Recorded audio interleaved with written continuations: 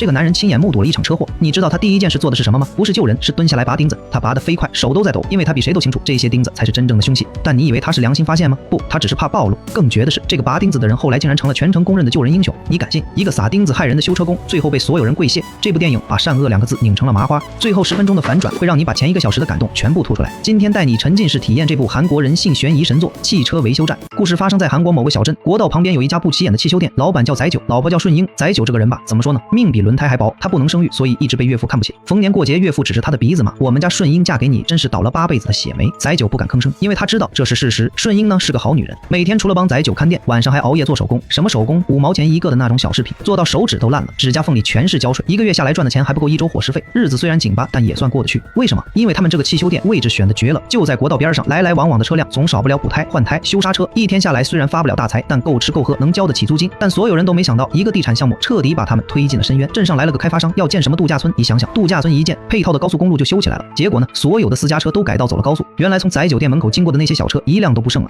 剩下的是什么？是那些重型工程货车，一辆接一辆轰隆隆的碾过去。这些大货车会扎胎吗？会，但大货车的轮胎有多厚，你知道吗？普通的铁片根本扎不进去，而且大货车司机扎了胎，人家有固定的合作修理厂，根本不会来载酒这种路边小店。然后汽修店的生意就像被抽走了灵魂，有时候整整1个星期都等不来一辆车。顺英每天晚上做手工做到凌晨2点，手指上的创可贴越贴越多，载酒看着心疼，可他有什么办法？他硬着头皮去找那个工程的负责人谈判。载酒想着，哪怕能争取到一点补偿也好，哪怕人家能安排几辆工程车来他店里修，也算是个活路。可他怎么都没想到，对方不仅对他爱答不理，甚至在争执中推搡之间撞到了开发商的女儿。女孩摔倒在地，膝盖磕破了皮，哇哇大哭。那个被叫做秀珍的开发商老板直接掏出手机报了警，警察把载酒带回警局问了问情况，然后象征性的教育了载酒几句，就让他回家了。你别在这闹事了。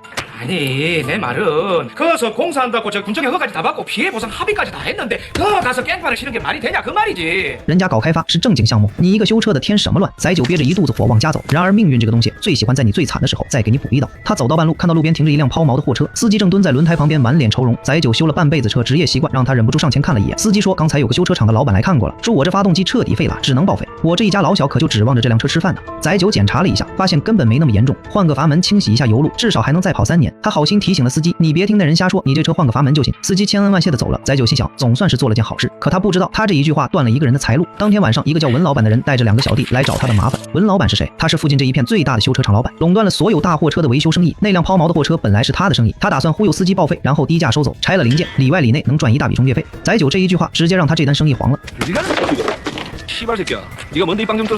文老板指着载酒的鼻子，一字一顿地说：“外地车你想怎么修都行，但本地车你碰都不要碰，听明白了吗？我在这条路上混了10年，你一个开破修理铺的，别给自己找不痛快。”载酒气得浑身发抖，可他看看文老板身后的2个小弟，只能把一肚子火憋在心里。